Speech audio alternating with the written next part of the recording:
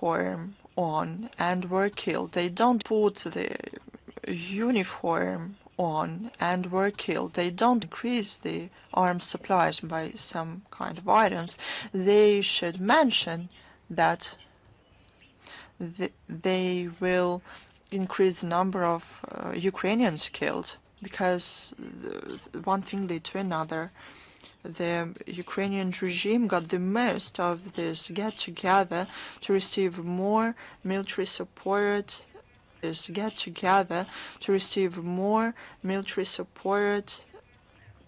and money to the means of the Ukrainian army. For the former defense ministry and now the president of the Council of National Security, the country received record high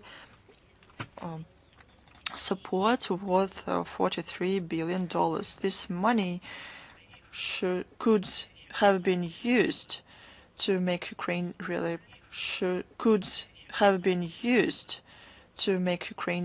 establish scientific towns,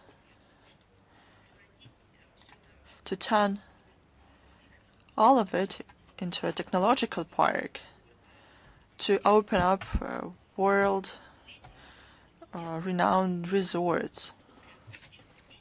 For a number of reasons, including corruption, this country has not been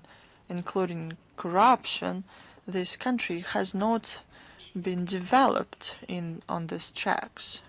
But the fate of the support or investments, but to become a tool in the Western hands.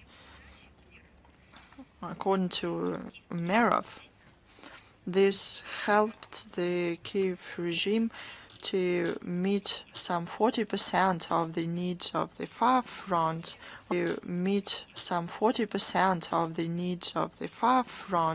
on their own, because they ostensibly invested over the last 2 years base of the country. However, the new defense minister said that this money is not enough.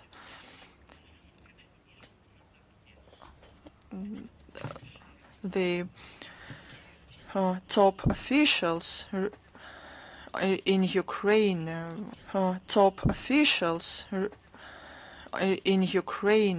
be reported as well. Maybe these flows could track of these flows could be useful as well. That's why they always need more money.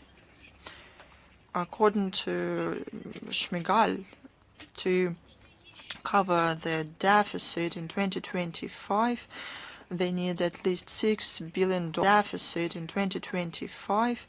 They need at least $6 billion to be provided by the Europeans. He said that he argued that this yet again money injection will help Kiev to create more drones and to procure long-range missiles to hold the far front and to strike deeper into Russia.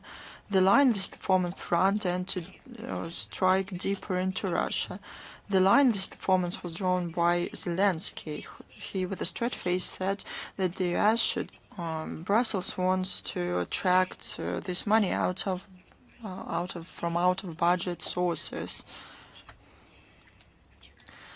Who will this money end up with? Causes no doubt, especially given the new law adopted by the Verkhovna Rada on the elimination of the independence of the National Anti-Corruption Bureau and the Specialized Anti-Corruption Prosecutor's Office. It was adopted on July 22nd. Now about the mobilization and desertion in Ukraine.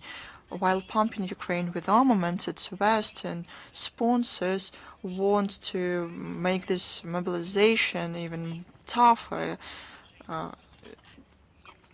They want to inflict a strategic defeat not only on Russia, but they conduct genocide of the Ukrainian people through the hands of the person who became the president of the country.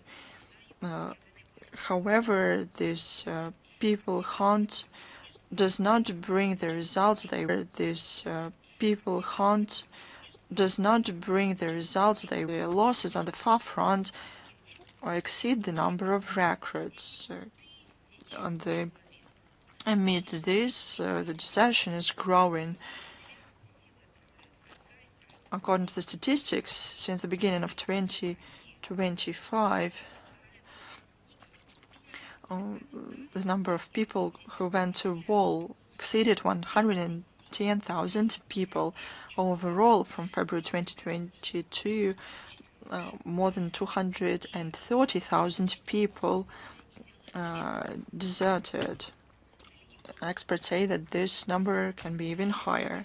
The Kiev regime wants to expedite the implementation of the law on the protection of the constitutional structure in the activities of religious organizations that came into force in September 2024. It provides for the state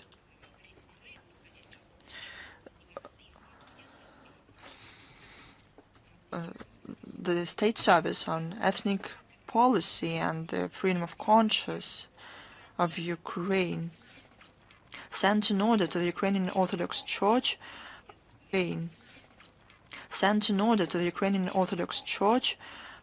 the violations of the legislation on freedom of conscience and religious organization. But what is this? It even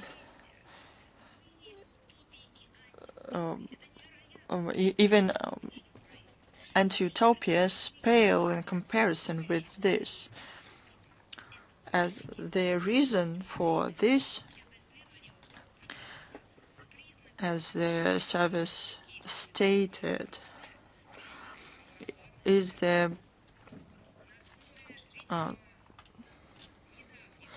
pseudo-research conducted by the service on the signs of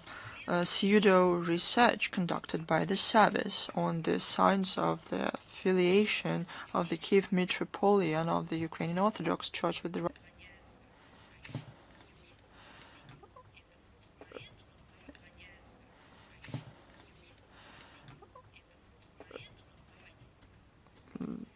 and these conclusions were based on the fact that people in this church saints and have the same prayers. Do they have to eliminate this? They wanted the Ukrainian Orthodox Church to withdraw from the Russian Orthodox Church, and all the priests of the Ukrainian Orthodox Church should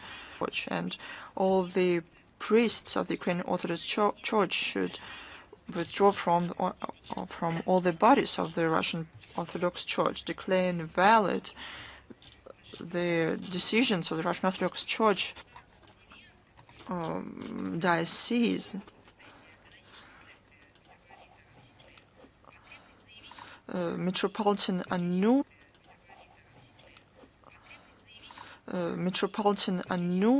Anuphrius had to state that he withdrew from the Russian Orthodox Church. It's classic. It is Nazism and fascism. The willingness and the inclination to, with force,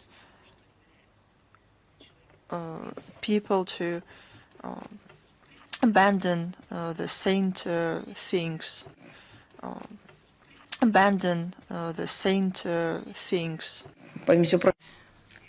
It's a direct link with those times.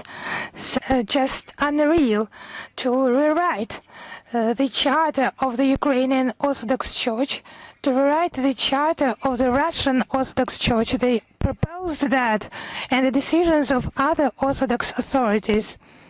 So they perfectly understand that in this Ukraine government. Service for the freedom of conscience. Actually, the attitude is very tough. They are provided a lot of money, and they are an instrument of destruction of orthodoxy on the territory of Ukraine, of the destructionists. For the freedom of conscience, they will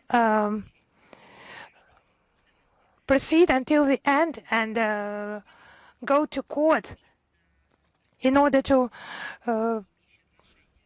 provide to those schismatics who have no attitude to canonical orthodoxy this Church of Ukraine. And the service has already provided the lists of organizations connected with the Kiev metropoly. It includes the sites of Ukrainian Orthodox Church. With the Kiev metropoly, it includes the sites of Ukrainian Orthodox Church. They are all ordered to divide themselves from the Orthodox Church, otherwise they will be banned. So it's not a freedom of conscience, it's a freedom from conscience. Actually, the Zelensky regime, it has worked hard to defeat the orthodoxy, the canonical orthodoxy that has thousands of years. The canonical orthodoxy that has thousands of years. A lover, maybe he can also destroy physically, destroy the church where believers have prayed, but to possess the souls of believers, it's impossible. He will not succeed in that exactly. He will not succeed in that exactly. In parallel with that, the Verkhovna Rada adopted in the first reading the bill on the fundamentals of the state policy on national memory, which extends the scope of the notorious laws on decommunization and decolonization, as they call that, of all sites dedicated to the history of the Great Patriotic War. Its desecration of the monuments to many Soviet citizens who have sacrificed their lives actually to get rid of this brown plague. This legislative initiative will allow neo-Banderites to mock, to desecrate the memorials connected with the Great Patriotic War. The memorials connected with the Great Patriotic War, to destroy memorials to Red Army fighters and their gravestones. Now they will have the so-called National Museum of Holodomor and Genocide has been included as sites, visiting sites for delegation, and has been included as sites, visiting sites for delegation, and memorial to the Heavenly Hundred. It has no attitude to fighting Nazism. They will just conceal that with some papers. And this human-hating ideology will certainly be held responsible, and the feet of the Soviet people will be passed by the Ukrainian citizens from generation to generation. One more cultural front fighting. It's the Kiev regime combating the Russian language. They have appointed a new ombudsman. Actually, it's they called it language ombudsman to protect the language. Language ombudsman to protect the language. In common language, you can call her Expression-Führer. It is a philologist and folklorist, Elena Ivanovskaya. Any odious statements, but the current Madam Ivanovskaya, she just outdid him. At first, she requested to take the Russian. At first, she requested to take the Russian language away. Just think about it. The Constitution of Ukraine guarantees, as it said, the free development, use, and the protection of Russian and other languages of national minorities on the territory of Ukraine. The violation of their own obligations in human rights is just obvious. They are not allowed to study media material. Obvious. They are not allowed to study media materials, to read books, to watch TV, to study scientific communication in unofficial situations, but I do not know how they will control in which language people think. I expect that there will be another pseudo-law written about that in Ukraine. Actually, the Ministry of Justice has made an advertisement video where the employees demonstrated phones with a photograph of the minister in them, but the interface in the phones of those officials, that was a Russian language interface, as it has turned out. It's just violent. It's just the change of the language. It's just violent. It's just the change of the language. Nazis target the Hungarian, the Polish languages, because the language diversity is viewed by them as an obstacle to building a mono-ethnical state, where there is a place only for one people, one language, one faith, and so on. And it's just not naturally developing, but violently formed, naturally developing, but violently formed, and testify about the relevance of the special military operation, and all its targets will be achieved, as the Russian government has repeatedly stated. We have also drawn attention to a statement by the Romanian Ministry of Defense about the violation of Romanian airspace by Ukrainian military aircraft, allegedly for. It's just some mild signals. It's just normal. It was the allies that have arrived, and allegedly it was no threat to life and security, but it's in contrast with hysterical reaction by Bucharest, when it just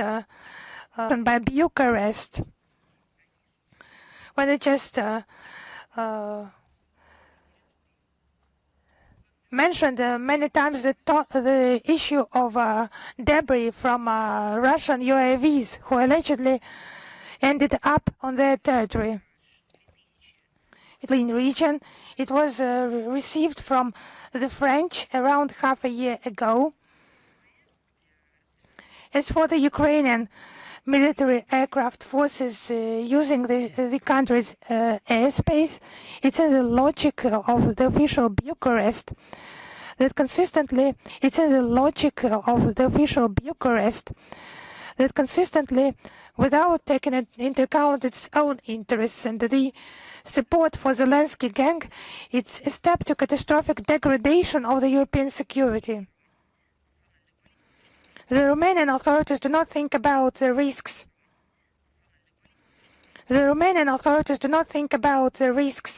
And ignore the demand for someone else's fighter aircrafts in the sky, and ignore them. Think that it is better. About the presentation of another book by Maxim Grigoriev about the crimes by Kiev regime in the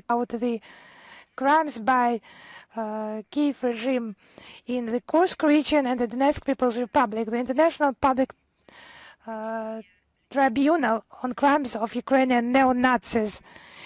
It's literature that is very difficult to read. It's about the beastly crimes of the Kiev regime, but you need to know about that. Of the decision to conduct a special military operation, and it's our common task to do our best for all the guilty in those atrocities to be duly punished. Those crimes by the Kiev regime have no statute of limitations, and we will continue to tell about them. The links for accreditation will be posted in the version of the Today briefing, and the materials on the outcome of this event, they will be available on our resources. They will be available on our resources. In connection with the Kursk region that started on the 6th of August last year, there is a photo exhibition, Kursk Character Afterward, posted on the website of the Russian Foreign Ministry.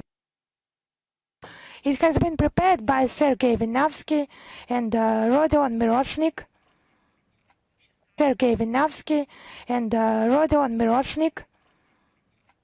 Participated in the preparation. The Rostov region Legislative Assembly is the first project telling about events on the territory of the Kursk region in 2024-2025. The exhibition will present materials by Russian photographers Sergei Vinavsky, Ekaterina Zitalokina, Danila Dmitrukov, and Anna Dolgorova.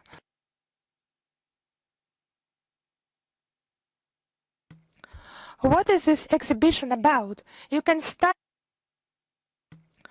What is this exhibition about? You can start daily routine of people who had to put up with life during the invasion of the Kiev regime. It's just very difficult to observe footage about the life of the residents of Kursk, Suchi, and other settlements. I will not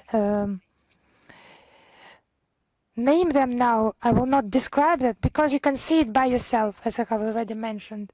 Now about the situation in Moldova. The parliamentary elections are due on the 28th of September. The official Chisinau due on the 28th of September. The official Chisinau's support for democracy, but actually it continues to tighten the screws on opposition political forces. The current authorities, they have just sacrificed the well-being of their own people. On the 19th of July, the Central Electoral Commission of Moldova has denied registration. The Central Electoral Commission of Moldova has denied registration requirements of the election legislation, and they have requested the end of activities of 4 parties participating in this political bloc: Renaissance, Victory, Alternative and Salvation Force for Moldova, and Chance. It's just a copy of the Romanian scenario when the alternative forces are actually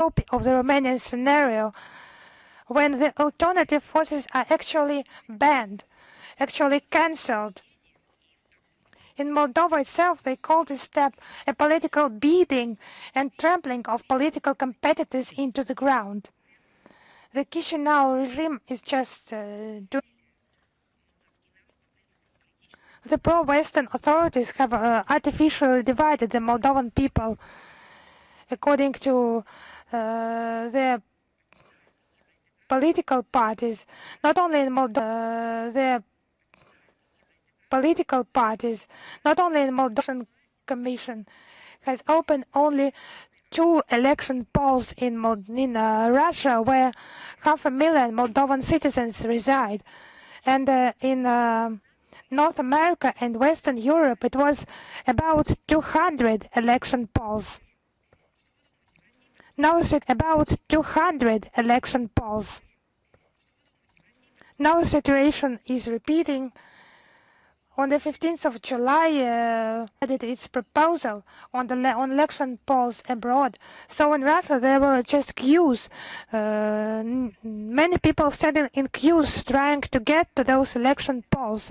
Have they taken that into account? No, they just proposed to open only 2 election polls in Moscow, in Italy. They just proposed to open only 2 election polls in Moscow, in Italy. 6 in France, 26, Britain and Romania, 23, respectively. So let us cite the numbers. For 250,000 Moldovan citizens in Italy, it will be 73 election polls, election stations, and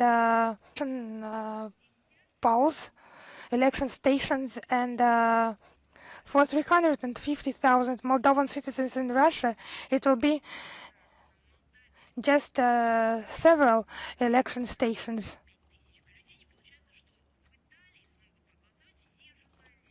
So in Italy, everyone who is willing to vote will be able to do that, and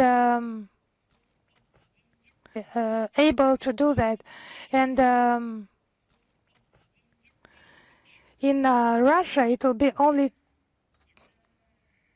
10 people from 350,000. It's just bandits,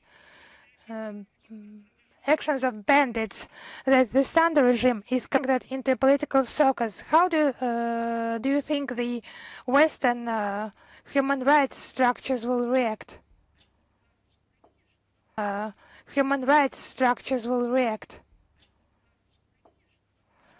For this number, disproportionate number of election stations. So actually they will mention the violations, but there is no justice here. Because initially it's just the violations that make the outcome on the legitimacy, transparency. Those statements are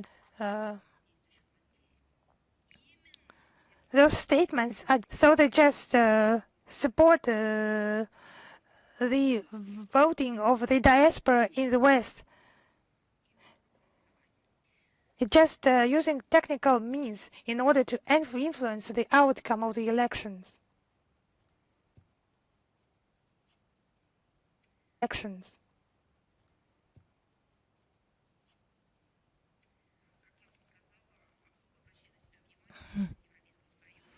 So it's just remarkable the activities of the European Union and primarily Bucharest. Romanian ambassadors just visit Moldova non-stop. Actually, Sandor is a Romanian citizen who governs Moldova.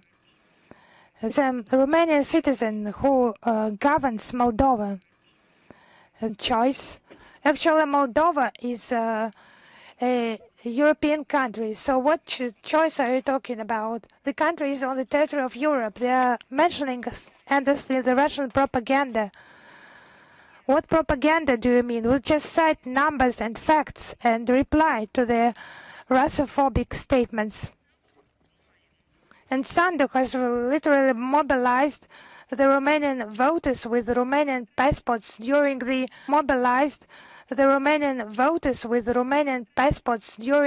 Romania.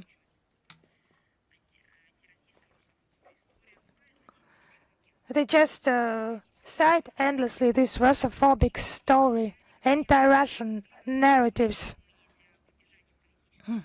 and pro-Russian influence allegedly used in Romania to support the political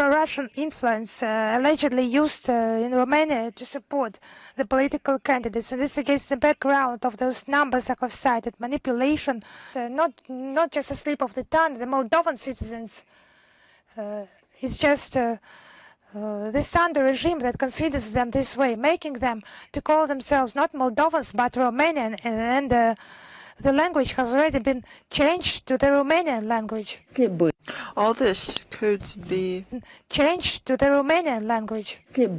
All this could be overturned if people could express their point of view in the media, but in the Moldovan media is left without all Russian-speaking media, and the regime Sandor affected one way or another all leaders of patriotic forces supporting the development, all leaders of patriotic forces supporting the development, support of leaders of patriotic forces make Western curators of my son do worry. I understand if they don't influence the outcomes of the elections through the administrative resource, carousel voting, open manipulation,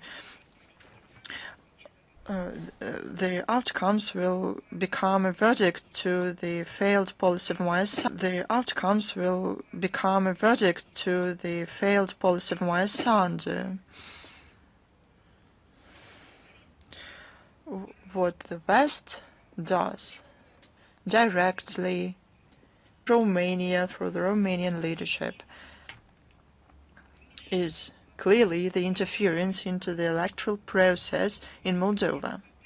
This is an attempt to violate the expression of free will. This is an attempt to violate the expression of free will of sensible people in favor of their future, in favor of respectful ties with various countries, including Russia. Moldova has close ties with Russia. It has been for centuries, not only today. This is the way of history, and to remove these ties would mean to destroy the council of the Moldovan people in the way it has been shaped, to rewrite it. At the same time, the attempt to reshape to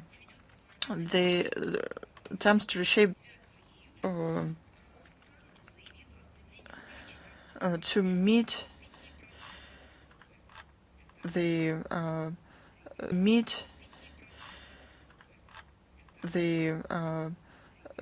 interview to an Austrian media outlet. President Sandu said that she wants to increase the military spending up to 5% of the GDP. It is clear that they wanted to please the West, but the country lacks resources for this. Even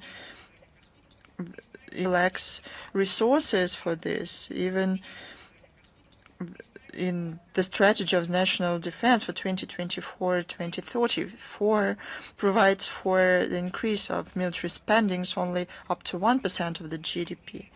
But in July, from July, participating in the multinational NATO exercises on August 4th through 18th in training centers of the national.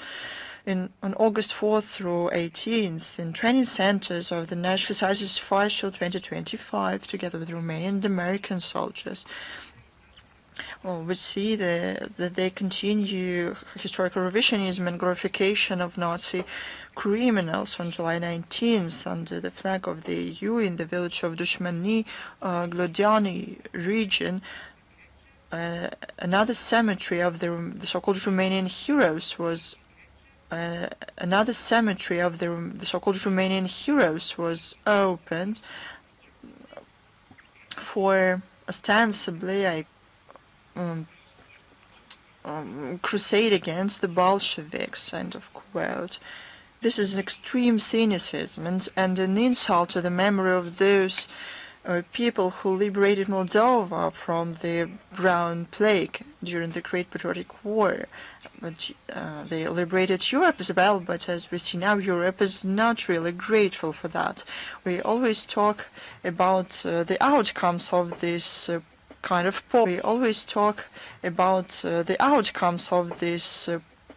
entity, polarization of society, and undermined internal political stability. People in Moldova see this, and they don't believe what they are told about the EU and NATO, that the convergence with the structure,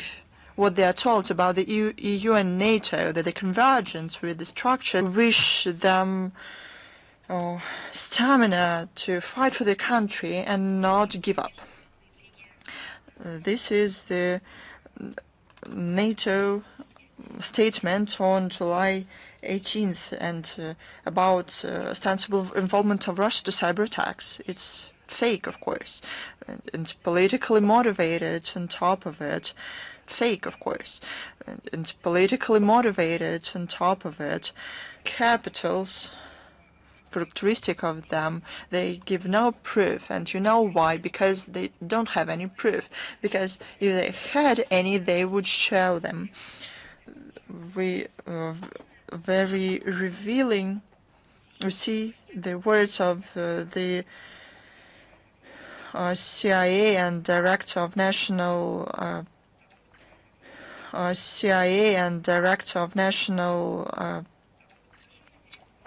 Reconnaissance of the U.S. are very revealing.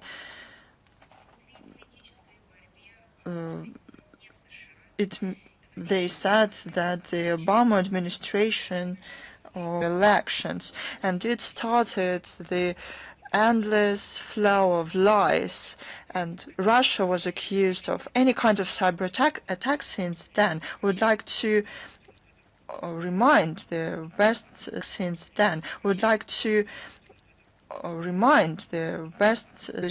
intergovernmental roster of contact points to respond to computer incidents. This mechanism helps operative contacts between specialists of various countries to exchange the relevant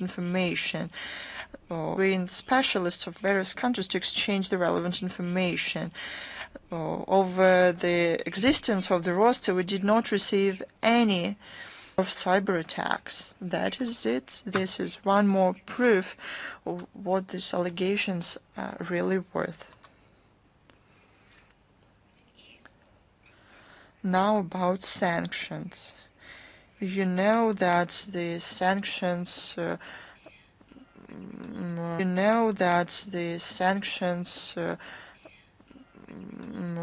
impunity continues. Europeans continue to introduce sanctions against us, and I think that they are and packages. Not people in the countries whose regimes came up with this suffer the most. One of the most affected countries is Germany, according to the local experts. Their production capabilities realized. The automobile, metallurgy, chemical industries are on the verge of deindustrialization. People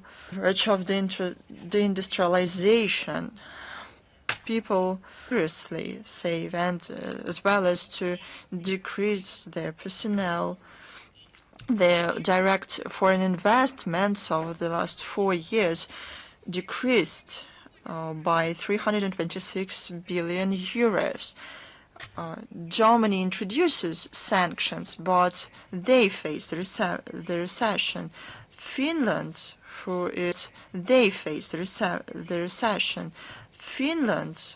is usually closely cooperated with the Russian companies, has found in 2024. Great Britain, Japan, Canada saw the economic situation on the verge of the recession. In the EU, according to Eurostat, since the sanctions were introduced against Russia, the EU paid more for gas by almost 200 billion euros.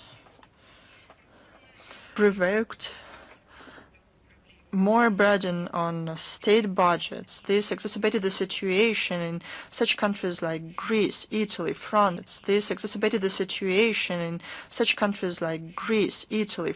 Debt for many years exceeded 100% of the GDP. This means bankruptcy. That's what we read in the student books. The energy crisis and poorly thought through policy of decarbonization may turn into this deindustrialization for Europe, into this deindustrialization for Europe. Recognize inefficiency of the sanctions against Russia. According to former Prime Minister of Italy, Mario Draghi, with the same level of production, the EU won't be able to restore the growth. And I would like to quote the report: Europe suddenly was left without its major supplier of energy, Russia. But did it happen suddenly? Italy and the EU don't have this process at all, do they? That's my conclusion. Or we can say at all, do they? That's my conclusion. Or we can, because they are masochists. It's one or the other. All of this is only the most clear part of the price for the attempts of to economically blackmail Russia, and the long-lasting consequences cannot be evaluated now. Amid this erosion economic cannot be evaluated now. Amid this erosion economic indicators of the EU strategic review. Recently, the Secretariat General for National Defense and Security prepared on the order of President Macron a new version of the National Strategic Review. It declared of the National Strategic Review. It declared who in Russia threatened France, or how Russia threatened France is unclear. NATO is also under threat of, guess who? Of Russia. The EU is there. In their opinion, we threat France, NATO, and the EU. NATO and the EU, we threat France, NATO, and the EU. NATO and the EU to prepare for, I quote, war of high intensity with the Russian Federation. This is an anti-Russian manifestation. I cannot call this document anything other than that. It was not surprising for us, of course. It enshrined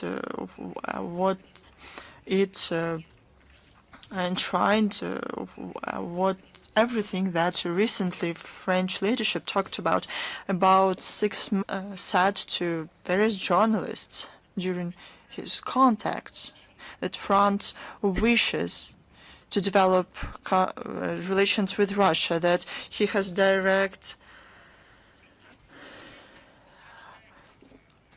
orders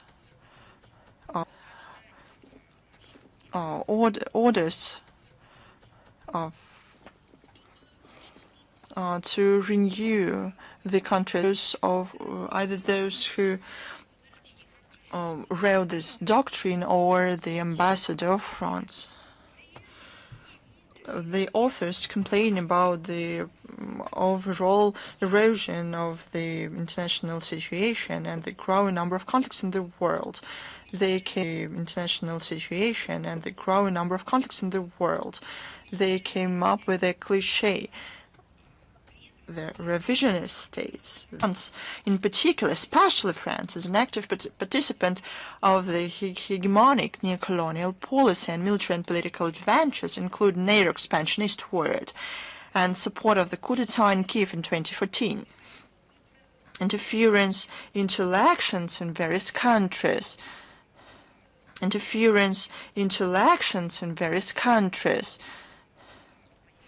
Overturning of legally, they pretend as if they don't recognize the consequences of their own actions. It is not surprising that the narrative of the review is the Russian threat. that in an alarmist manner is mentioned literally on each page of the document. They have a set of tried and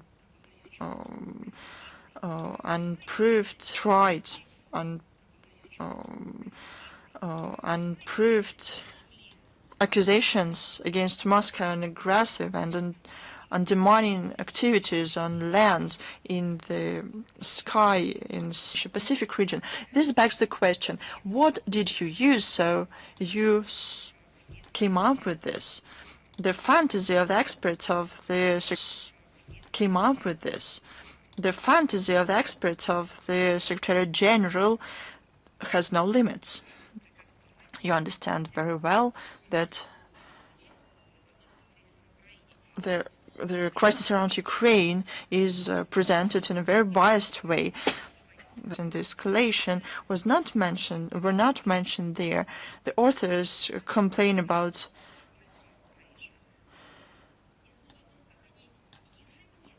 the review did not mention how they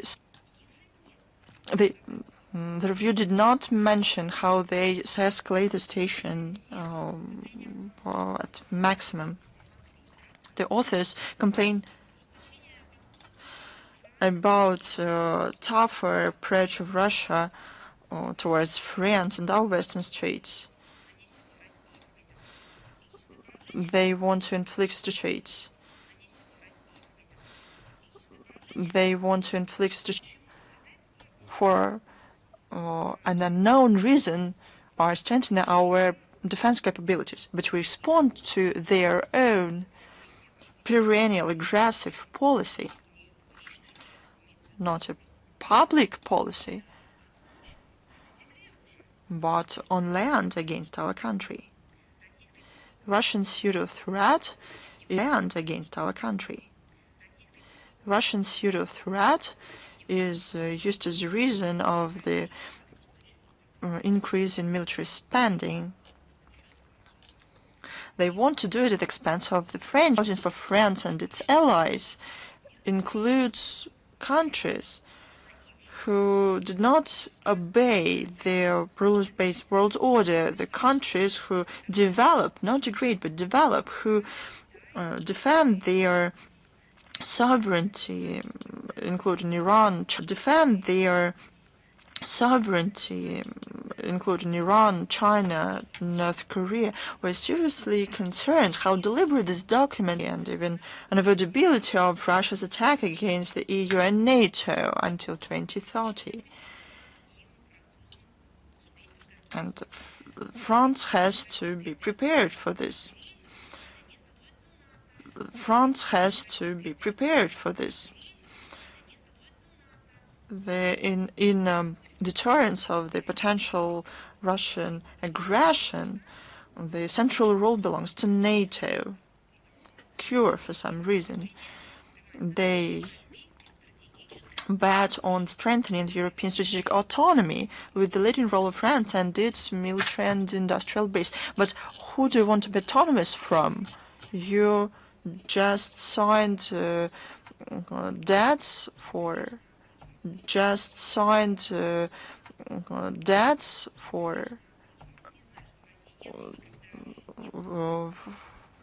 to pay off to other countries. Russia has never had any plan. And why do the authors of this review call on to prepare? For this review call on to prepare. The answer is clearly the doctrinal level. They cement the policy to the comprehensive preparation to the direct armed conflict with our country. The review also pays attention to the nuclear deterrence. I would like to recommend the strategists in Paris not to forget that Russia also has its forces of nuclear deterrence, as well as to read with greater attention the updated nuclear doctrine of our country. Here's my favorite topic. It's about the policy of the United States of America on the international United States of America have taken the decision to withdraw from UNESCO. It's the second decision taken by them in recent history. It's just what we observe now. Actually, the USA has withdrawn from UNESCO already 3 times. According to the US, this organization does not respond to the national interests of the United States. Does not respond to the national interests of the United States of America by promoting the aggressive cultural and social agenda, so promoting conflicts. I think it has been the previous US administrations. They mentioned the pro-Palestinian background of UNESCO that has been unjustifiably focused on sustainable development issues. According to the Charter, the membership in the organizations for the United States of America will end on the 31st of December 2026. Until that date, the Americans remain the members of this structure and have the full responsibilities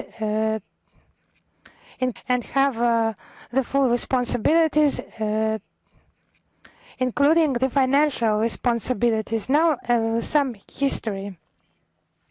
2 years ago, the UNESCO Director General, Madame Azoulay, the return of the United States of America to UNESCO, she just ardently welcomed the decision by the Biden administration. She just literally forced and done it in violation of the rules of procedure and doubts of a number of states. Taken into account the immense debt, it is $600 million for the United States. They were provided rights in the governing bodies of UNESCO. Our country repeatedly mentioned the unacceptability of such step. The Secretary General herself back then violated the rules of this structure, the operating procedures of the keeper, or not of some mythical traditions, but of the rules her organization is operating, on which the operation is based.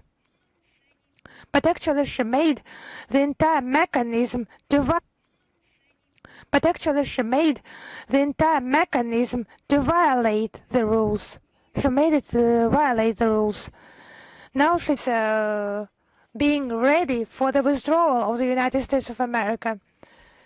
They should better have prepared for the entrance of the United States. And the predictability of the United States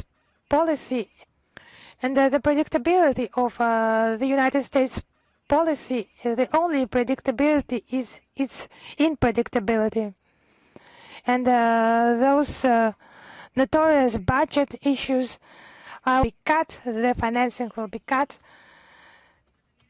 Now, actually, it's sad news for many Western countries, and after Madame Azoulay, the new Director General will have to deal with those problems after the election this autumn.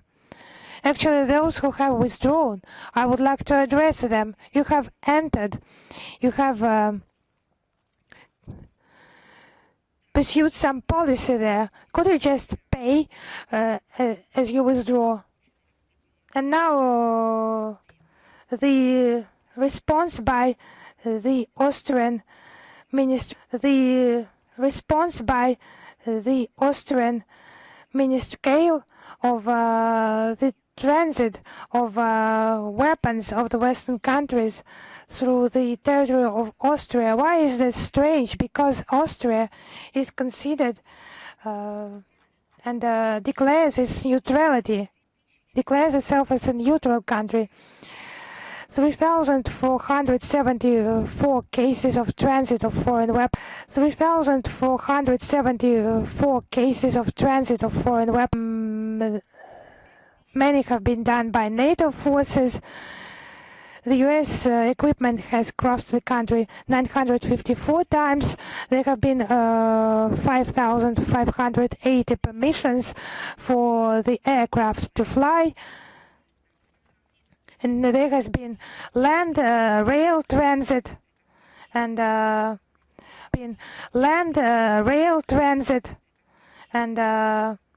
1,764 aircraft flights, military aircraft, and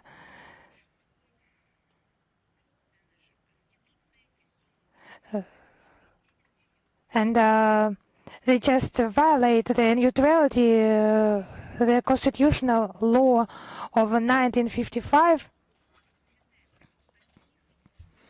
It's just empty words about neutral status, this transit. It's just impossible to make such statements about neutrality.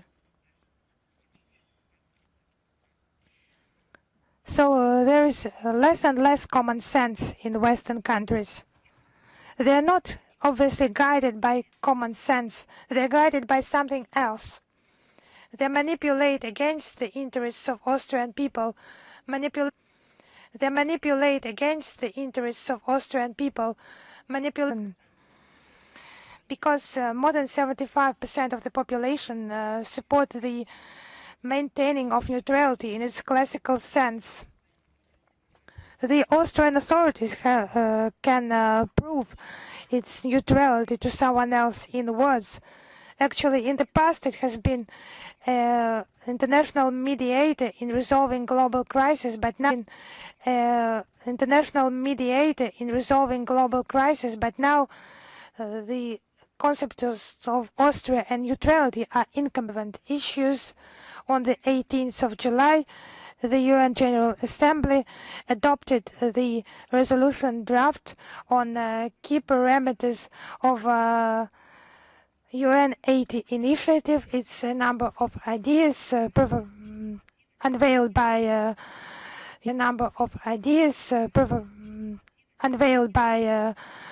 UN Secretary General Guterres in order to increase the efficiency, the lack of financing in the UN budget. It's about cutting the budget spending. This resolution has been supported in essence by all member states. All the objectives of the reforms stated by Mr. Guterres, General Assembly has reaffirmed its central role, its inclusive and transparent nature. The resolution has determined such proposals to be justified, to be guided by the relevant procedures, and to avoid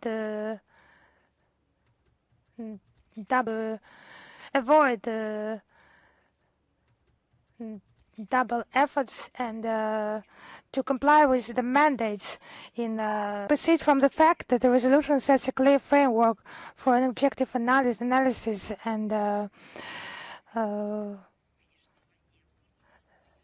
further proposals can be submitted by member states during the consideration of the UN 80 initiative.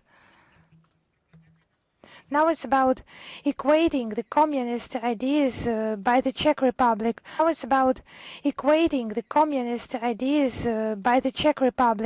Equating them with Nazi propaganda. Are against the human rights and they are to be punished up to 5 years of imprisonment. The initiative has been promoted by the relevant Czech allegedly scientific institutions, including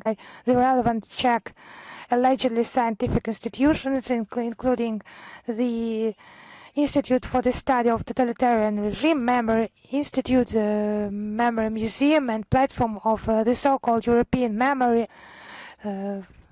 Before, it has been only for the Nazi propaganda, but actually it's such a relevant issue for them. The propaganda of the Communist Party in the Czech Republic and Moravia, just the Czech Republic and Moravia, just such attempts to intimidate those who criticize the current regime. It's parties that have remained. It's just the current situation.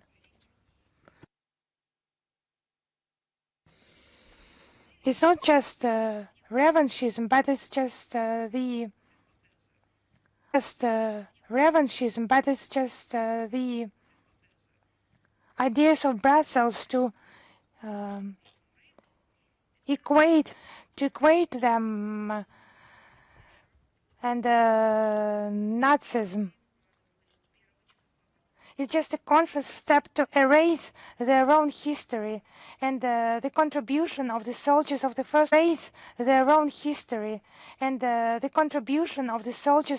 Czechoslovak Army Corps as part of the Red Army, their contribution to the defeat of the Nazis.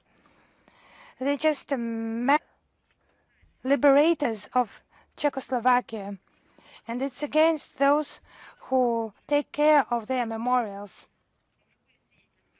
Because the symbols of the Red Army, the army that has defeated Nazism, are under threat. We have repeatedly mentioned the issues are under threat. We have repeatedly mentioned the issues of the preservation of memorials to those measures to protect our memorial heritage. It's a very important date. It's just highly relevant today. It has been 85 years since the formation of the Estonian, Latvian and Lithuanian Soviet Socialist republics. After the collapse of the Soviet Union, those formerly independent republics that have actually lost their independence, they just throw mud at everything connected with the Soviet past and their anti-Russian fervor.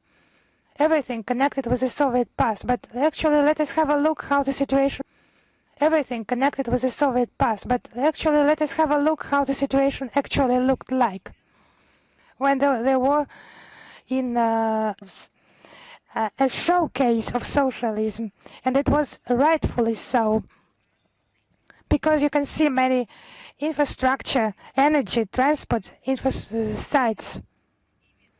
They just operate even now. It has been a solid social and operate even now. It has been a solid social and qualified personnel from where? From the entire Soviet Union.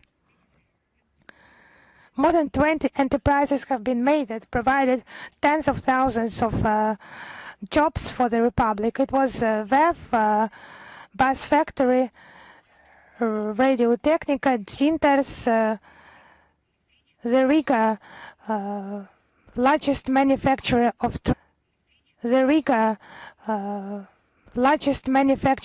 trams, suburban electric trains and diesel trains.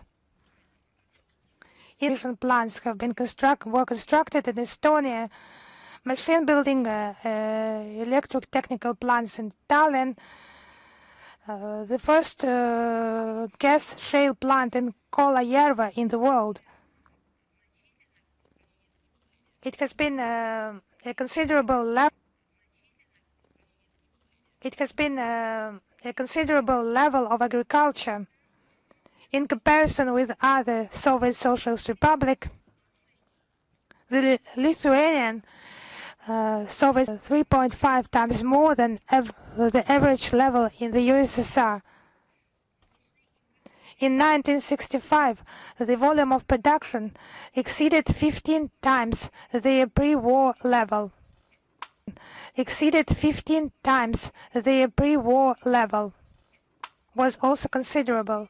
In 1940, it was 600 scientists in Lithuania and 6,000 students. In 1973, it was more than 10,000 scientists and 43,000 students in Lithuania. The Riga Polytechnical Institute was one of the best in the Soviet Union for the preparation of the engineer personnel.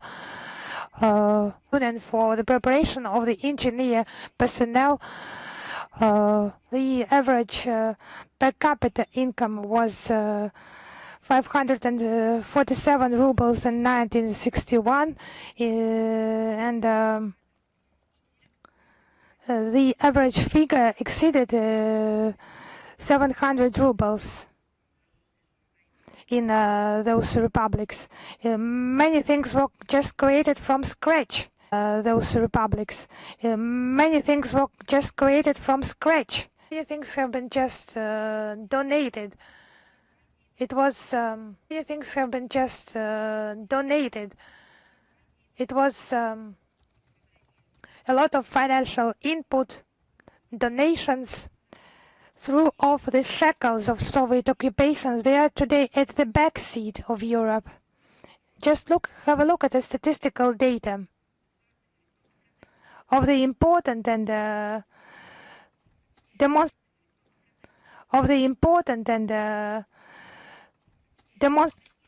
current statistics in demography is just shocking. The number of population in Latvia during its so-called independence decreased. How do you think it decreased? Decreased by a third, exactly 33%. It used to be 1.8 million people in 1990. It used to be 1.8 million people in 1990. No, now it is 1.8 million people, and 99 in Lithuania, also by a third, 32%. Now it is 2.5 million people. In 1990, it used to be 3.7 million people. In Estonia, decreased by 17%. Now it is 1.3 million people. In 1990, it used to be 1.57 million people. So, I have, of course, I cite that not for the first time I deal with this issue. But let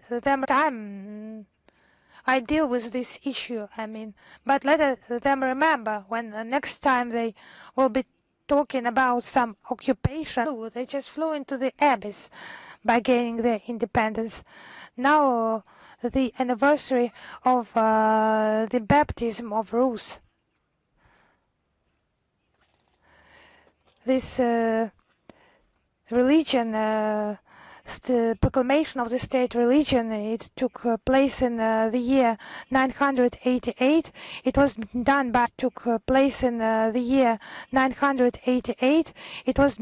by Saint Prince Vladimir. According to the chronicles, he began to baptize among the princes. The first cases of baptism were in the year 957, the baptism of the Kiev Princess of Olga in 957, the baptism of the Kiev Princess of Olga adopted Christianity in the year 957.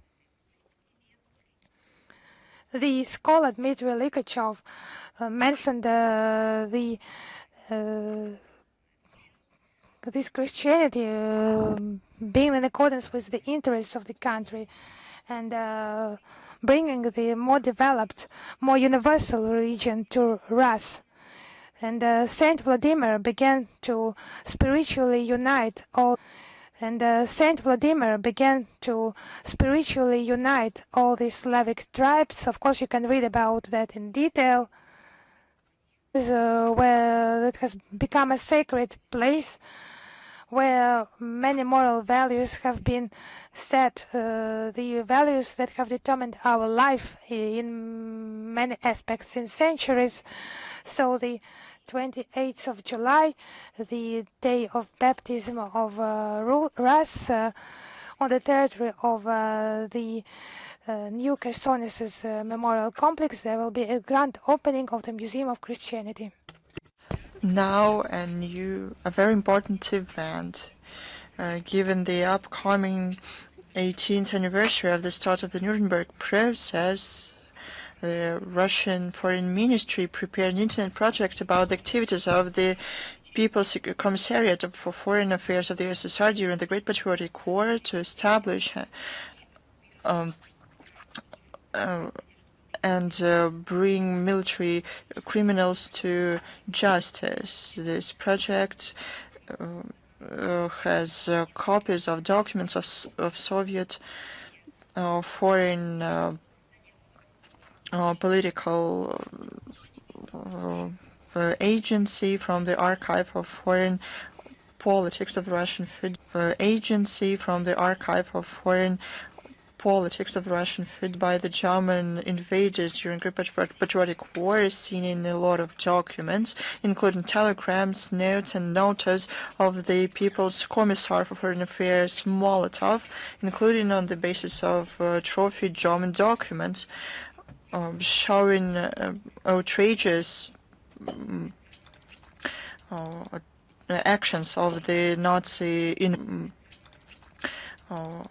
actions of the Nazi invaders on the Soviet territories occupied by them.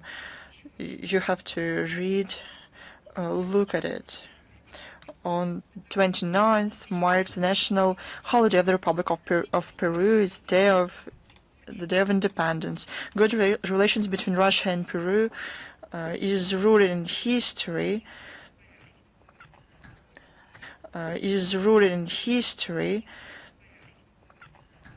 Official ties at the levels of embassies. Russians and Peruvians had similar trials and with dignity characteristic of them withstood all of the challenges. Peru is an important partner for Russia in Latin America. We are set for further developing all the complex of bilateral relations, including trustworthy political dialogue, mutually beneficial trade relations, including trustworthy political dialogue, mutually beneficial trade. This holiday, we would like to wish our Peruvian friends prosperity and all the good. I am ready to take your questions. It's international affairs with us. Good afternoon, Madam Zakharova. Good afternoon. We have the following question. What can you say about the... I'm sorry. I have a very important announcement. You like it. It's a very interesting topic. You like it. It's a very interesting topic. On June 30th this year, the UNGA adopted a resolution on hate speech. The text confirms that, I quote, hate speech, racism, racial discrimination, xenophobia, related forms of intolerance, gender discrimination, acts of extremism, forms of intolerance, gender discrimination, acts of extremism can contribute to driving the outbreak, escalation, and recurrence of conflict and undermine initiatives to address root causes of conflicts and prevent and resolve conflicts. This very document notes, I quote, any advocacy of national, racial, or religious hatred that constitutes incitement to discrimination, hostility, or violence should be banned. Incitement to discrimination, hostility, or violence should be banned. Registers the exponential spread and proliferation of hate speech, disinformation, and misinformation. The resolution, I quote, urges member states to refrain from creating or disseminating false or misleading information, as well as from conducting or sponsoring domestic or information operations, law. End of quote. So to say, the cherry on the cake. It's the most interesting thing. You won't believe it. The countries of the global majority, including the Russian Federation, of course, voted in favor of this resolution. How can it be otherwise? Everything is written down there. It's common. Otherwise, everything is written down there. It's common sense. But what about the Western states? And some of them refrained. Isn't it something this stance of the West is not a coincidence. It's a direct consequence of the ideology of the state policy of the regimes in those countries. Many countries of the ministry in social networks, we gave numerous Russophobe quotes of the Kiev regime representatives as well as the representatives of the Western elites. What a thing. The global majority, because of common sense, because of morality, international law, legality, the ideas of good,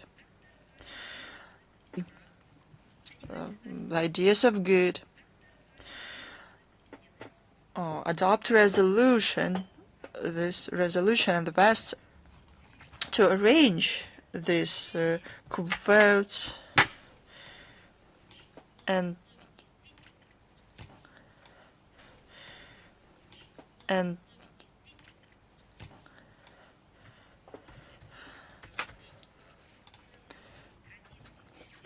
we launch on the website of the Foreign Ministry a specialized part with the examples of the use of hate speech against our countries and examples of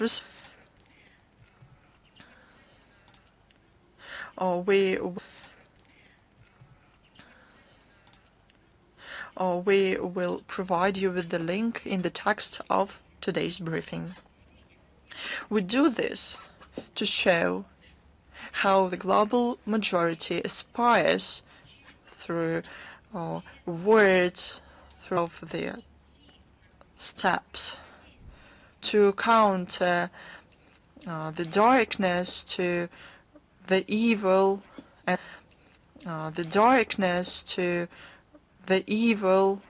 this. I'm sorry, now I am ready to take your question. Thank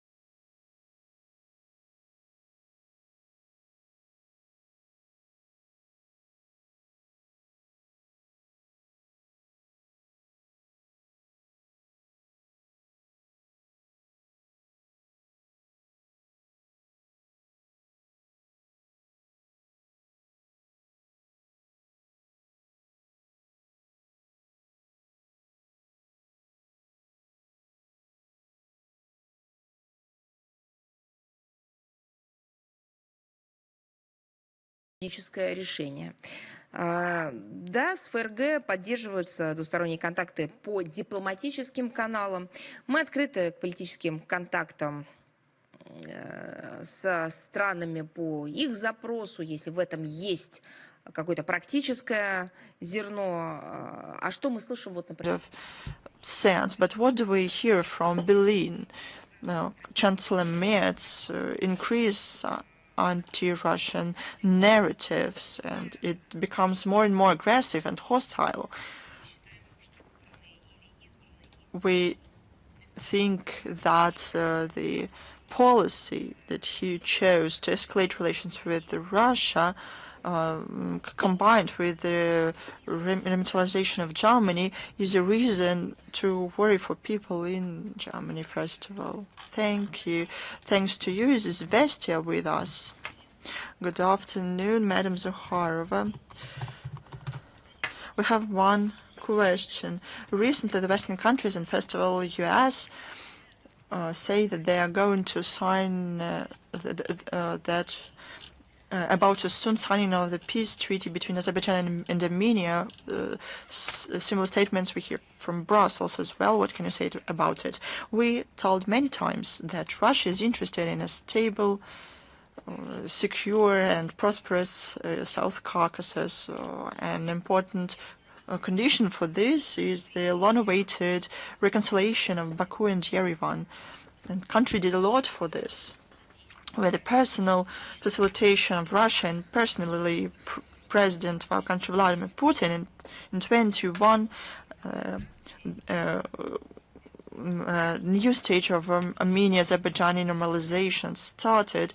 A roadmap was worked out on all strategic directions. It includes a peaceful peace treaty, the blocking of transport and economic communication in the region, the limitation and demarcation of state borders, development of contexts between the public society. Azerbaijan and Armenia prefer direct bilateral dialogue. We respect this choice. It is up to them to negotiate and to live next to each other, their neighbors. If they found a way for the direct dialogue, it's their decision. We still are prepared to facilitate our partners on all the range of issues. We were ready to give the platform for consultations, for signing a peace treaty and the establishment of state relations between Azerbaijan and Armenia, whether they needed help or not. We supported the negotiations between foreign ministers of the countries in Almaty in May 2024. We welcomed recent bilateral contacts at the highest level in Abu Dhabi on July the 10th. The signals from the Western countries should be interpreted differently.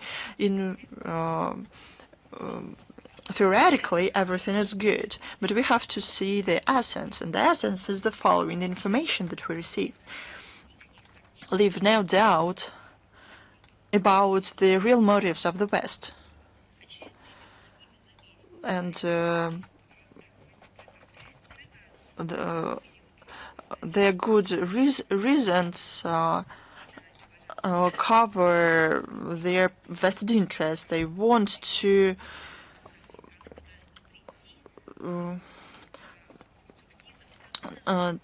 make the Armenia-Azerbaijan normalizations beside the region. These countries try to find consensus decisions on their own or with the support of their closest neighbors. The Westerners, however, want to change the track of the reconciliation of Baku and Yerevan, and we know where this way ends up in.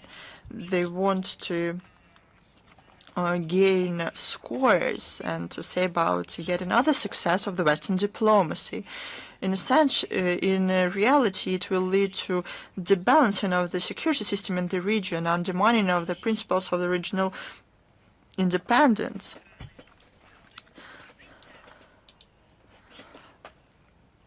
You see,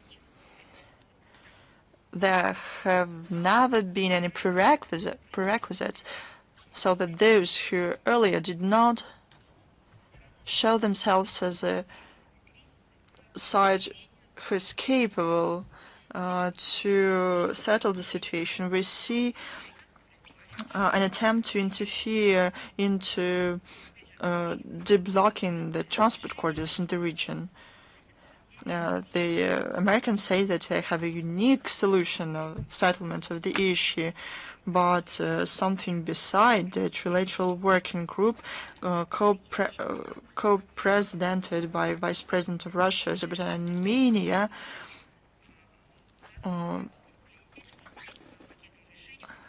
in 2023 we were close to the package solution, providing for gradual deblocking of all the roads, development of transport and logistics architecture of South Caucasus for the interests of Azerbaijan and Armenia and other countries. Unfortunately, the work in the group stalled. The transport system in the region and infrastructure in the region are in line with the norms and standards in of the CIA states. As to Armenia,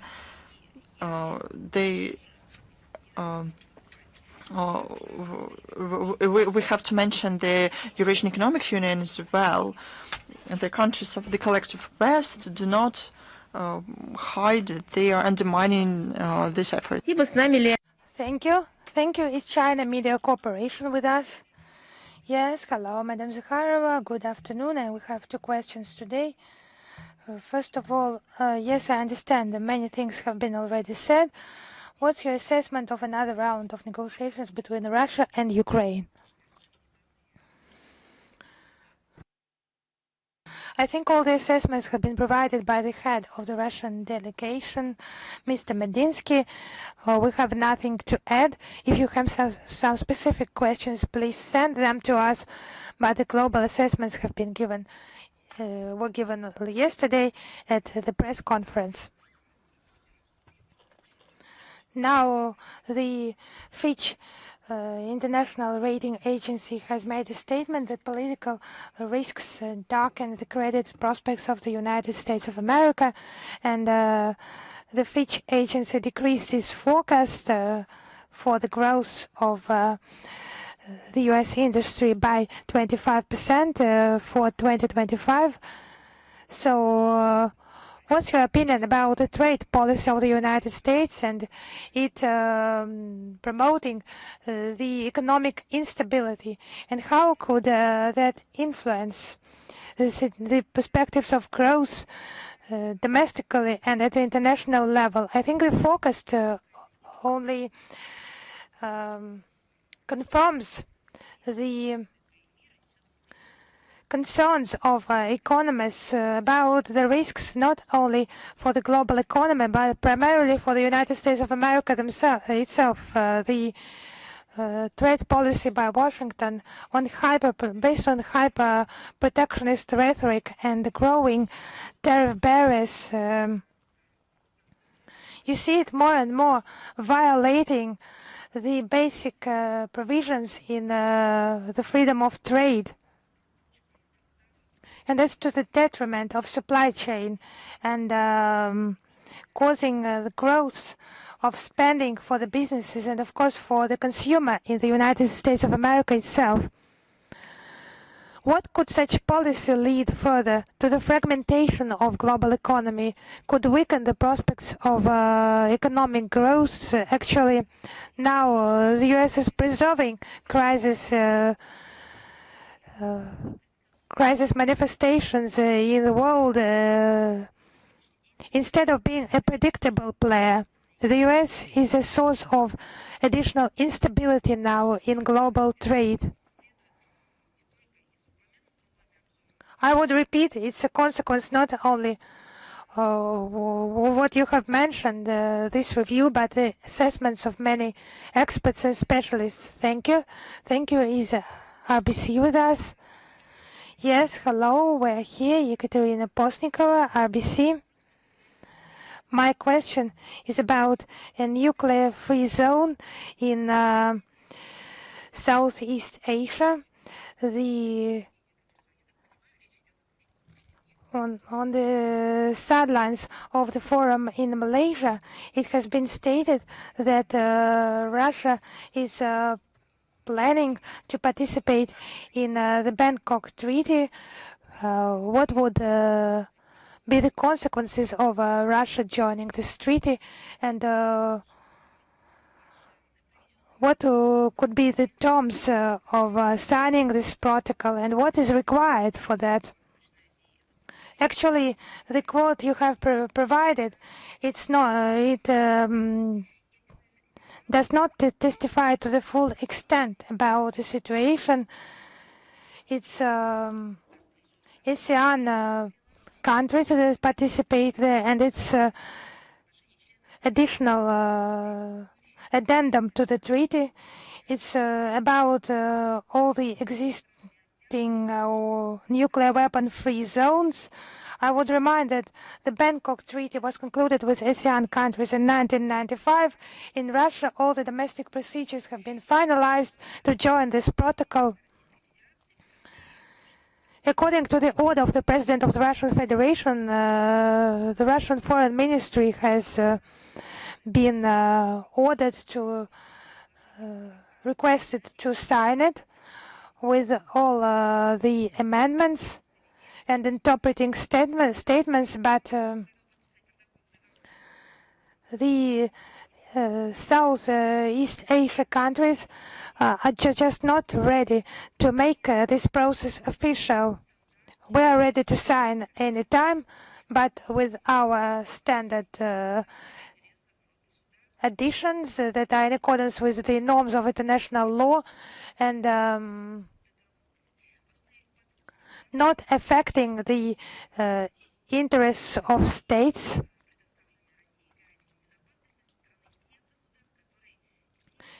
The mistreatment of the security guarantees provided of Russia is of danger by the countries creating nuclear threats to our country. We observe this treaty as an instrument for nuclear non-proliferation, strengthening regional security. You know that Russia is a signatory of protocols for the treaties on forming other existent nuclear weapon-free zones in Asia, America, and Pacific Ocean. It treats its obligations responsibly and to the full extent its obligations on these instruments. Thank you. Is Reuters with us? Yes, hello, Madam Zakharova. Today we have again a question about Iranian nuclear program. It's about the statements by the Iranian Foreign Ministry in an interview with Fox News on Monday, where he said that Iran will never abandon its uranium enrichment program. In this connection, how could this statement affect the negotiations process around Iran's nuclear dossier, nuclear issue, and the ongoing consultations between the representatives of Russia, China, and Iran foreign ministries? How could they affect the threats made by the so-called European Troika representatives? Actually, the negotiations are underway. As soon as they are finalized, we will comment on that. We will inform you.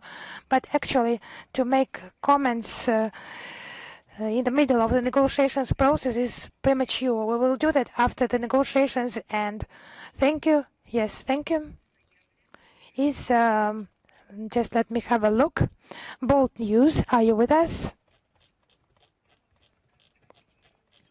Yes, hello, Madam Zakharova. Good afternoon. Thank you for this possibility to ask you a question. The Office of Citizenship and Migration Affairs of Latvia reported that 841 citizens of the Russian Federation have expired their temporary residence permits. They will have to leave Latvia by the end of November 2025. And Latvia also explained a 98-year-old Second World War veteran Vasily Moskalev for tearing up a questionnaire, refusing to criticize the special military operation and the Russian president. What is your reaction towards such actions by Latvian Foreign Ministry? The Latvian authorities continue to methodically implement the policy of infringements of the rights of their compatriots, our compatriots, and expulsions from their country.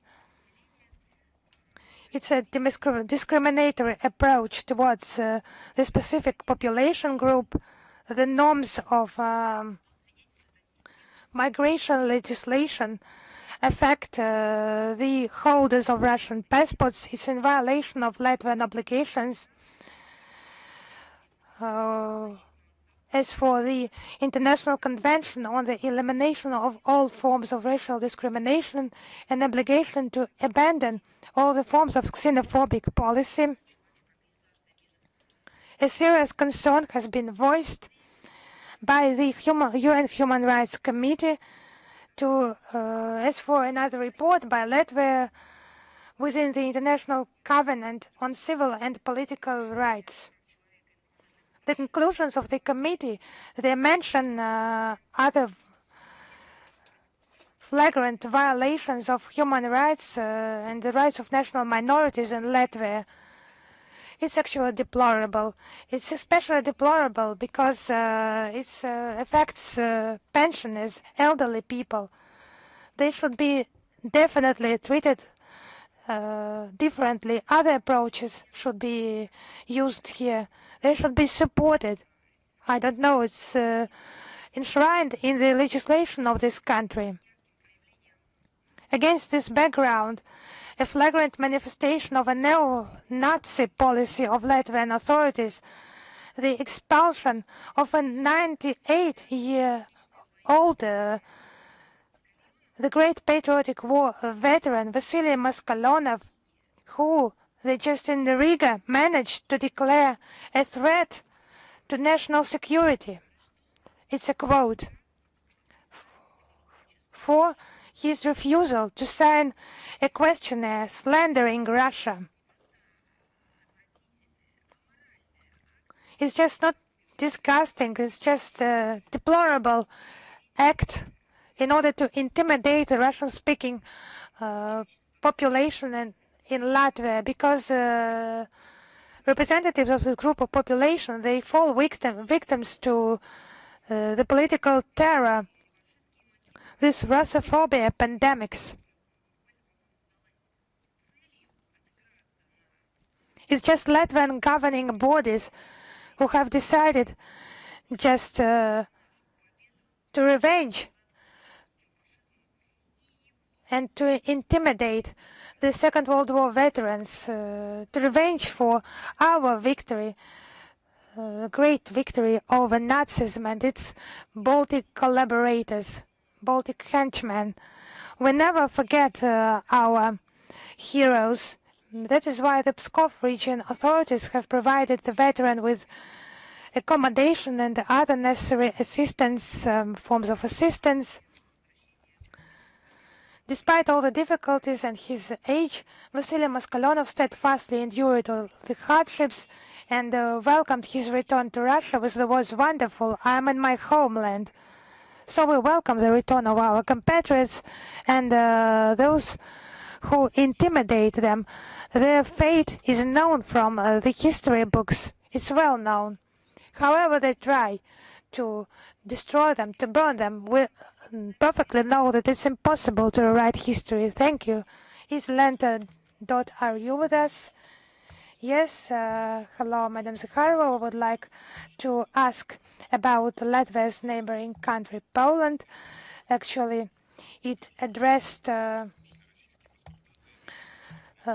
Polish citizens on the territory of Russia by recommending them to leave the territory of Russia. And what's the assessment of Russia of such unfriendly actions by Warsaw? Actually, it's quite an interesting story. Let us just study that in detail. It's cutting the decrease of the consular presence of Poland in Russia. And people who have Russian citizenship are considered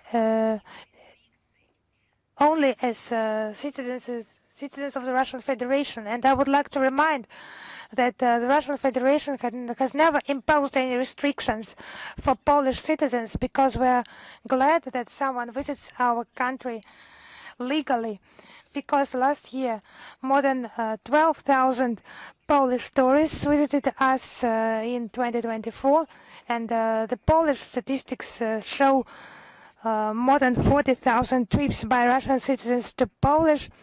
So those citizens visited our country despite the blatant Russophobia in Poland, despite this government campaign they are trying to impose.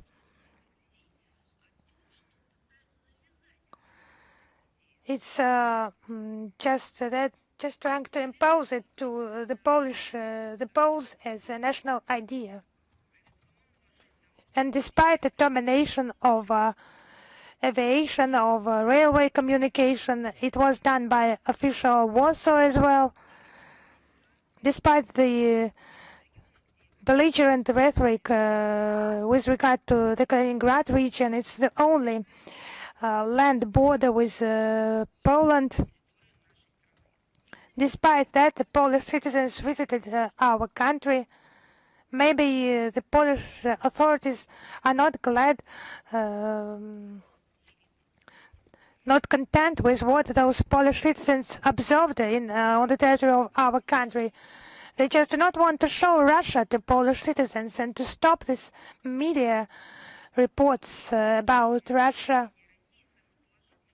Those citizens who have positively assessed their visits to Russia, this friendly country, and lack of some aggressive phobias. In order to stop that, the Polish authorities just invented those new myths. I'm just interested who developed them. Now they just cut the Polish consular presence. So whose initiative was that? Let me remind you, it was the Polish side under a false pretext in favor of their current political situation. They closed the Russian consulate general in Poznan, in Krakow, and it was our response measure. And we closed Polish consulate general in St. Petersburg and Kaliningrad. The Polish side, without thinking much about the consequences, just threw the rake in front of itself, is stepping on it itself, and it's just taking measures against its own citizens. So, if that's all for you, is Helsingin Sanomat with us? It's a Finnish newspaper. Yes, hello. Dear Madam Zakharova, my name is Maria Zakharova. I'm a new correspondent of this Finnish media outlet. Nice to meet you.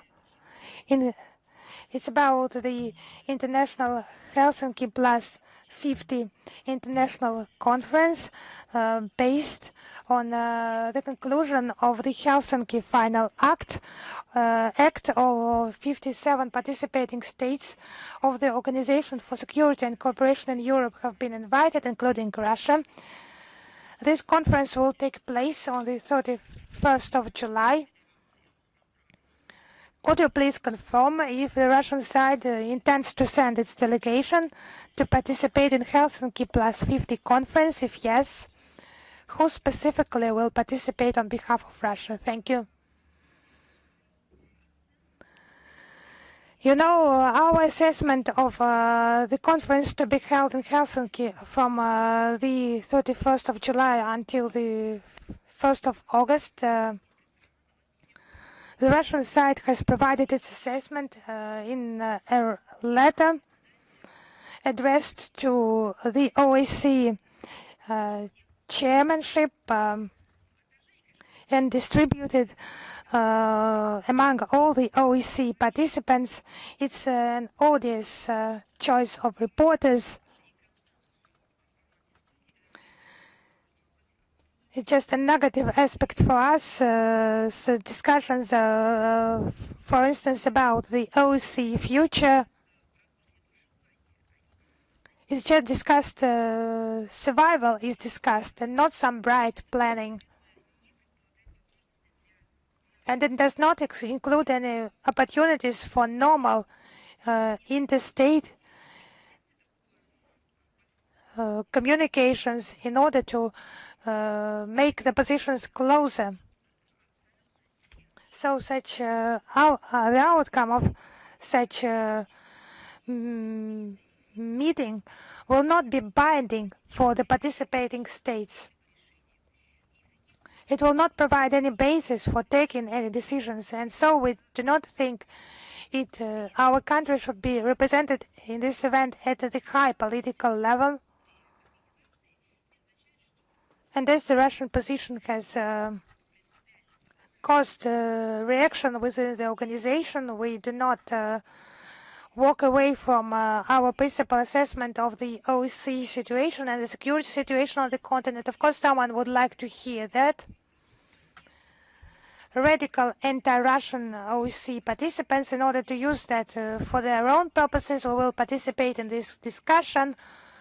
We will present our point of view on the basic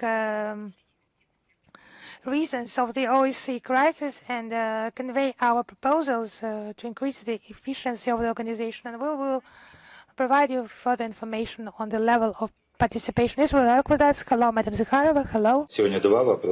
I have two questions today. First one, I would like you to comment on the anti-Russian statement of the Azerbaijani president at the Shusha Forum. In particular, the call on to the Ukraine not to agree to recognition of the Donetsk, Lugansk, Zaporozhye, and Kherson regions as Russian entities. He was also given by a Ukrainian journalist chevrons of Ukrainian divisions. Does this reflect the declaration of Baku to have partnership relations with Russia? Whoever said this, in terms of issues of principle for us, we responded by the administration of the president, but besides many other things, I was surprised and shocked at this forum is the presence of the criminal, according to the Russia's criminal code.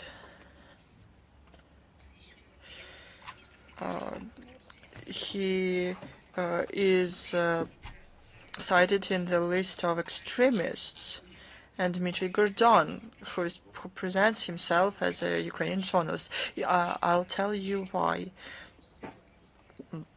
You asked about something different and about level of the issue, but I think it is interesting. Take note that the appearance of this extremist, Dmitry Gordon, is always as a black mark for those who harbor hopes for the West. Do you remember a 3-hour interview of Dmitry Gordon in Minsk? It was used by and hyped up by those who wanted to support anti-constitutional, anti-government coup d'etat. It was played out. And now this extremist was there for a reason. I fully agree with those who see the hand of the West in this, of the case stability in our countries. Indeed, it is a powerful and a vivid signal. Question 2. It's about the president of Azerbaijan as well. He wants to bring those involved in the tragedy with the plane to justice. But I would like to say the same. You already asked this question. I already responded to it. I have the same answer for you. So you have no information. No one is brought to justice in Azerbaijan for the killing of Russian soldiers. If I have information, I will share this. Thank you. Is Radio Saga with us? Good afternoon. Good afternoon, Madam Zakharova. Good afternoon, colleagues.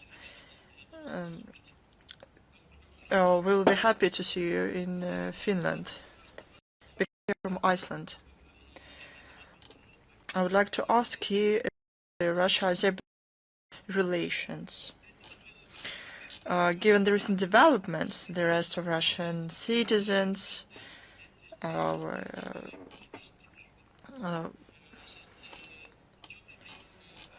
warm welcome of Al-Jilani in Baku, open support to Ukraine, strong statements of President Aliyev and the media under his control against Moscow. What do you think about it? Will you review relations with Azerbaijan? You know, to continue my answer to your colleague, the administration of the president gave commentary on this. Our relations are undergo a very difficult period. We expect the normalization as soon as possible. The first step is the release of the Russian citizens who are still kept by the Azerbaijani forces. The Russian ambassador in Azerbaijan was called to the ministry. The ambassador of Azerbaijan was called to our ministry, and he was given a note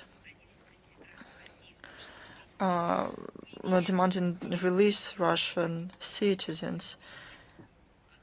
As far as we're concerned, there's no reasons, there's no ground for such actions of the Azerbaijani law enforcers. I hope that I answered your question. Can I specify one thing? Well, can this be seen? And why Azerbaijan? Please, I already commented on this. If you would like to understand the grounds for these detentions, ask the Azerbaijani side. I think that they will tell you. Thank you for your answer. Thanks to you. Is news.ru with us? Good afternoon. The news.ru website. We have one question for you today. A number of international experts say that the negotiation in Istanbul was the last chance for Kiev to retain the statehood.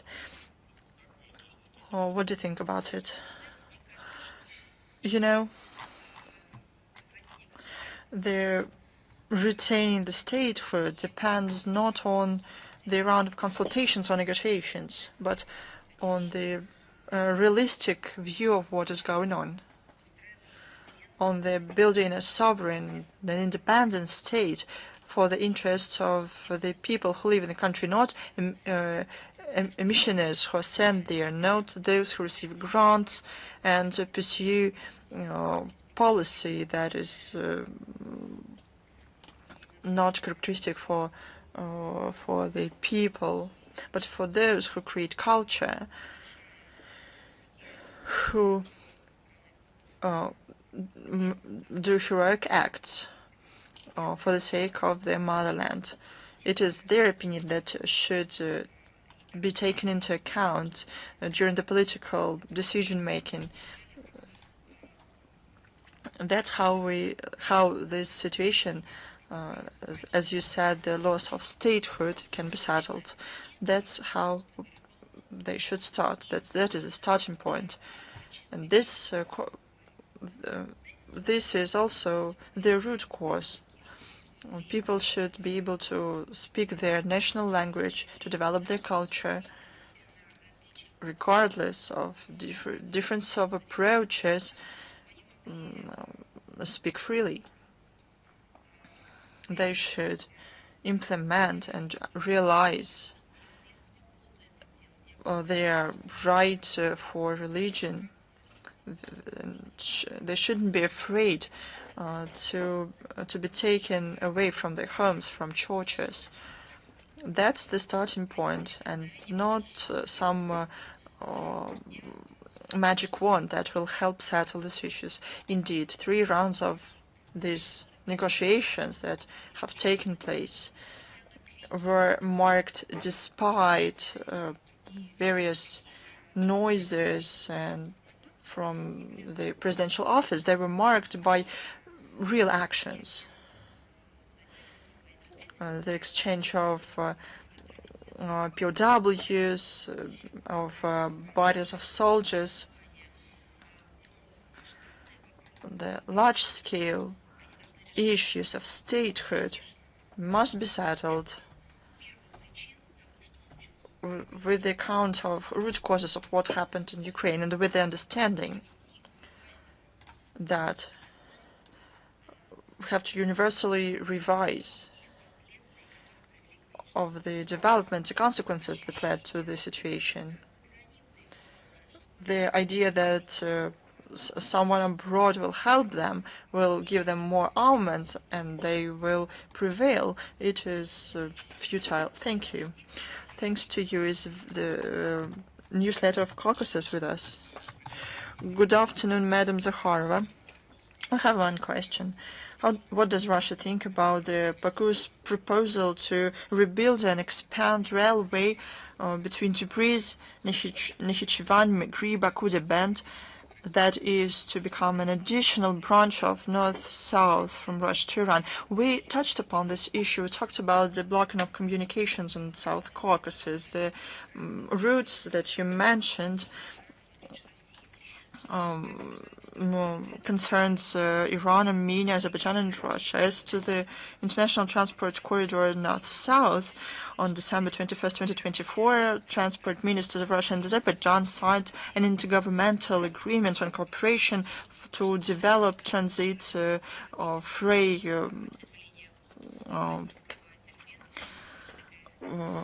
routes on this corridor. Russia is interested in continuing cooperation with Azerbaijan and Iran in this regard. Is Author E with us?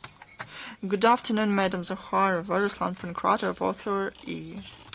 We talked about it a lot, and you paid a lot of attention to the marginalized willingness of the West to cancel the Russian culture, the Russian world. We can remember the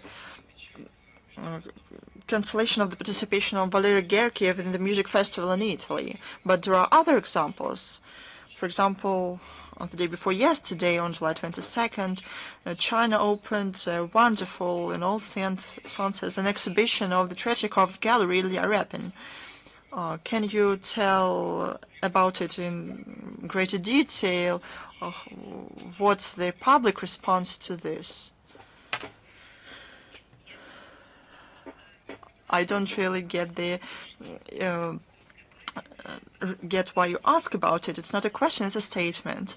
Indeed, on July 22nd, Beijing saw the opening of a large-scale exhibition, the National Museum of China, organized by the State Tretyakov Gallery.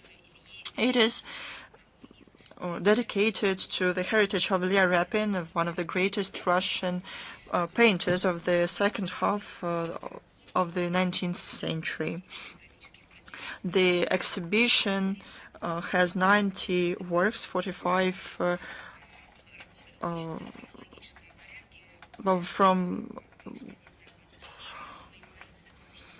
well, all of them were provided by the gallery. I don't think I have to I have to tell you about his works. People know them very, very well.